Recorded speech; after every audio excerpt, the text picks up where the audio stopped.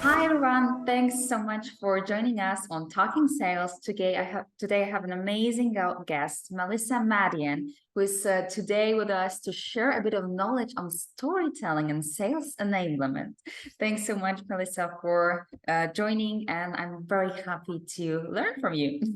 Oh, I'm very happy to be here. Thank you for having me. Great. So first things first, I think that the first question that is on top of my mind is, how does storytelling and sales enablement align? Yeah, so we're human. And as humans, we love telling stories.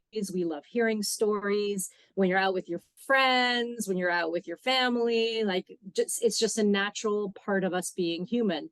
And so I think a lot of what's happened in sales is we've forgotten how to be human and how to actually interact with each other and interact with potential buyers in a very human way. And so storytelling is a really good way to bridge that gap of, I'm not trying to tell you what to do. I'm not trying to sell you something as a seller. I'm just telling you a really effective story about how a buyer like you had the same problem that other buyers have had and how they were able to solve for it. And it just so happens that they were able to solve for it using the solution that you're trying to position. So I think incorporating storytelling techniques in a sales enablement strategy is a really good way to help sellers feel less like a salesperson and more like someone who's there just to help the buyer out. I love the whole idea. When you said bringing humans back, we're turning those clicks, prospects, and leads into humans again. I love it. Yeah. I mean, they're human. It's not just someone who's, a robot on the other end. Well, hopefully it's not a robot on the other end, Exactly. but yeah, they're just humans talking to humans. Yeah. So you have a vast experience in teaching and using storytelling into your practice. So how can you actually incorporate it into a sales process to enhance the team's ability to close deals? Because this practice, the concept is pretty known. So what are some tweaks that are working more than ever today? Yeah, I'd say the easiest way to think about incorporating storytelling is look at your message, look at the way you're going to have that conversation from the perspective of the buyer, from the perspective of the human that you're speaking to. So I think a lot of sellers go into an interaction thinking, well, this is about the product I'm trying to sell, or this is about the solution I'm trying to sell. And it's all from their perspective versus from the buyer's perspective, from the customer you're trying to have that conversation with. So if you just sort of flip the point of view to think about this interaction from the perspective of the buyer and talk about the solution, talk about the product from the perspective of how the buyer is going to benefit and how the value the buyer is going to get from it. Then from the buyer's perspective, it feels a lot more authentic versus, oh, this is just another salesperson trying to sell a product or sell a service at me. It's like, oh, this person actually cares about what I'm going to get out of this interaction. And that's very different. So just that one little tweak can make a huge difference. Mm-hmm. And could you give us some practical examples or on how you could incorporate it on different stages of a sales cycle? So on closing or on the awareness, say on prospecting, just some practical knickknacks that you're using. Yeah. So I'd say from early stage, so awareness stage and sort of top of the funnel stuff, the message should be from the perspective of the target buyer. So what is it that the target buyer is going to get? What challenges are they having to solve for, and how does this solution solve for that challenge? And then when you get sort of further on down the funnel, again, speaking to the buyer from their perspective. So not, hey, I'm a salesperson trying to sell stuff at you. It's, hey, here, buyer, is how you are actually going to solve for these challenges, how it's going to make your life easier, how you're going to do things better, and how you're going to ultimately look like the hero of this story, because that's by using our solution. And then as you get to sort of the end of the funnel, the big thing the buyer is thinking about at the end of the sales cycle, like when you're about to close, is oh my God, am I making the right choice? Like that's the big thing in their mind. They're thinking, holy smokes, I'm about to make this massive purchasing decision. Am I going to regret it? So a lot of what you need to incorporate in that closing stages is you're going to make the right choice. And here is how, once you make the choice, things are going to be so much better for you. And the handoff is going to be easy. And we've got you. Like, you're in good hands. We've got you. And so making sure the buyer really knows that is going to be critical. Mm-hmm. Great. That definitely, like, to make him more comfortable with the decision, so that he's sure that he made the best choice possible for his business solution. Great. And because right now we are concentrating on getting new deals, and of course, especially in B2B, we have a lot of recurring relationships, the customers that are currently with us, and the whole challenge for salespeople is also to maintain and build gradually these relationships. Could you give some tips on this area, like how to make it better or even more efficient today? Yeah, so I think a lot of organizations don't think about what happens after the deal closes. So I love that you brought this up, because it's not just about getting new customers in. You've got a customer base and you need to keep them. And they're a great source of potential revenue opportunity for you as well. So how do you continue to grow those customers? And so what I talk about with clients is, don't just think about your customer acquisition strategy, getting those customers in.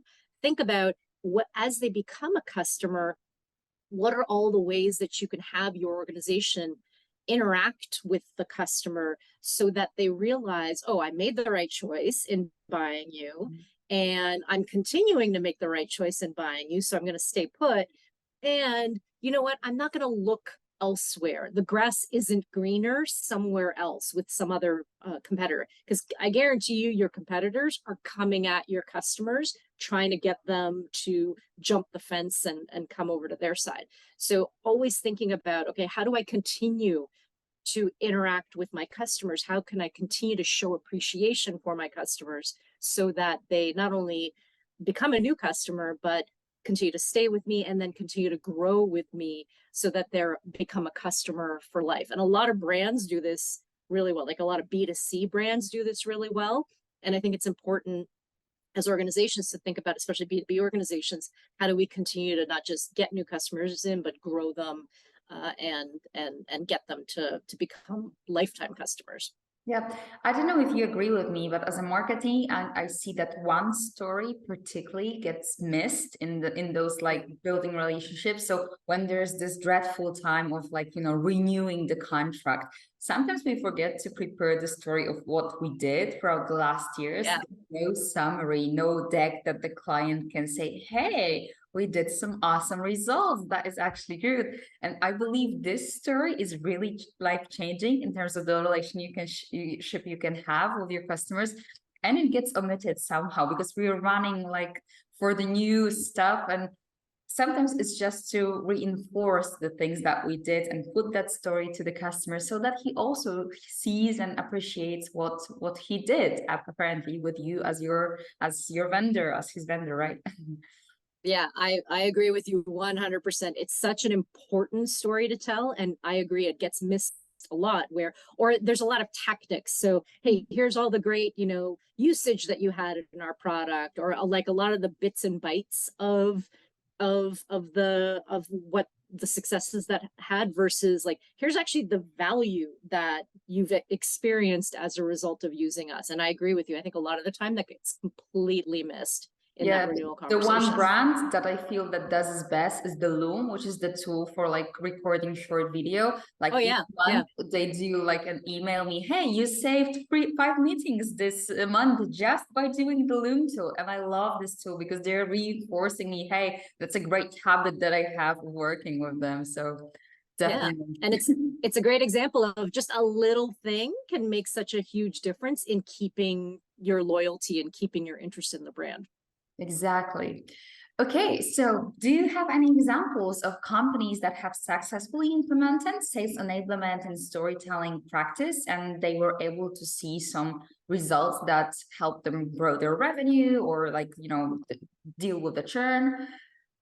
Yeah, so I will speak from my own experience. I used to work at a company called Eloqua, marketing automation software company. And when I was running enablement there, we were in a very sort of transition period where we were the only marketing automation provider, and then suddenly a very competitive environment with a lot of other vendors who were Blue ocean coming to in. red ocean fast. Okay. Yes, exactly. Yeah. So I created an enablement function and started to say, hey, you know what? We need to be very tactical about how we go in and tell these stories to the customers so that we can differentiate ourselves from everybody else. And so in doing that and creating this enablement function and actually helping our sellers realize, okay, you can't just sell all the things. You need to be very specific about what you're positioning and make sure it's about the customer. We were able to start to combat the competitors really well and start to increase our market share, as well as boxing out the competition. And ultimately that led to us getting purchased by Oracle, which was fantastic. But it makes, and I see this over and over again with my clients, when you start to think about, okay, you can't just let it be a Wild West situation where all the sellers are just saying all the things and there's no structure to it. When you put an enablement practice into place, it really helps to focus the sellers and help them make them more efficient, because that's what you're trying to do. You're just trying to make them more efficient so that they can close more business, so they can close it faster, so they can create this great customer experience that builds these customers for life. Yeah, so what I'm hearing right now, and this is something fresh that because I always thought of sales enablement as set of tools, set of technology, set of like practices or processes that are enabling the team. And actually, like from what we're discussing is the practice, the storytelling like skill, and putting it actually into practice can also be the enablement for the sales team to grow the revenue. Yeah, absolutely. To me, it's enablement encompasses all of those things. So it's the tools you put into place, it's the processes you put into place, it's the training you provide the team, it's the skills they have to have, it's the behaviors they're exhibiting, because you need managers to coach to the team on certain ways. And that varies, and enablement's going to be different because every company is different. Every company has different behaviors they want their sellers to experience. So enablement can help with all of those things. Great. And what do you think is the future? What is the sales enablement evolving into, and how can companies actually stay ahead of all of those changes? Because like we have more change than ever, right? Yeah, for sure. So here I'm based in Toronto, Canada, so in North America, and what I'm seeing here happening is it's not just about sales enablement with getting new customers in. It's starting to evolve into revenue enablement. So anyone who is interacting with a customer, whether it's trying to get them new in the door or, like we talked about earlier, trying to keep them, trying to grow them, enablement is starting to cover the entire life cycle of the customer and not just new sales, getting them in the door. And that's still very new. It's still kind of evolving, but I think that's where enablement is going. Not just about getting new customers in the door, but actually providing enablement to all the folks that are talking to customers, even to a point where, services folks that are speaking to customers, and your customer service people or your customer support folks who aren't generally like directly tied to revenue, but still are involved in the customer conversation. I think that's ultimately where it's going to go. And Melissa, I just have to ask you this because you're very on top of the changes. You're an author of great books and you share so many resources. How do you stay on top of all of this? And what are some advice that you could give to companies, but also sales experts, sales directors who want to catch up as well, or like keep up just as you do? Yeah, so I spend way more time than I probably should on social media. That's probably one thing. I do consume a lot of content, so I do go to a lot of research companies, and I follow what they're doing. So, the Forresters, the Serious Decisions, the Gartners, Corporate Visions, another great research firm, and just consume their content. So sign up for their newsletters, read their blogs, follow their LinkedIn groups. I follow a lot of sales enablement groups as well. So the Sales Enablement Collective, the Enablement Squad, there's a lot of the enablement or trust enablement. There's a lot of great groups on LinkedIn that you can follow that are focused on enablement specifically. So lots of really great, if you just search enablement on LinkedIn, you'll find a ton of groups you can join. And I just keep up to date on those. I block off 15 minutes in my morning when I'm having my coffee to just read through some of the blogs. And, over lunch, I'll block off, another 10, 15 minutes just to catch up on anything that I missed throughout the course of the day. And then, yeah, I get a lot of stuff emailed to me. And I skim through those and take a peek at those as well.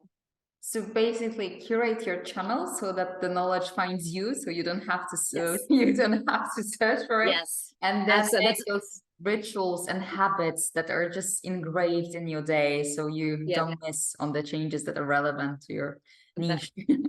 That's a great way to summarize it. That's 100%. You curate your own stuff so the content finds you. You don't have to go searching. Perfect. So Melissa, thank you so much for taking the time. I am fascinated by what you're sharing over on your social media. If anybody would like to follow you and stay in touch, how can they do this? Yeah, just send me an invitation to connect on LinkedIn. You'll find me at T Melissa Madian, and I'm the only Melissa Madian, so you can find me fairly easily. So definitely send me a connection on LinkedIn. I'm on Twitter and Instagram as well. And I encourage you to buy my book on enablement, which is called Enabler, I Hardly Know Her, How to Make the Sales Experience Not Suck. Available wherever you buy books online. So Amazon and Kobo and Indigo and all that sort of great stuff. But all the links are on my LinkedIn profile. Thanks so much. We'll also include them in our video description. So thanks again for taking the time, and I hope that we stay in touch. Yeah, absolutely. Thank you so much for inviting me. This has been fun.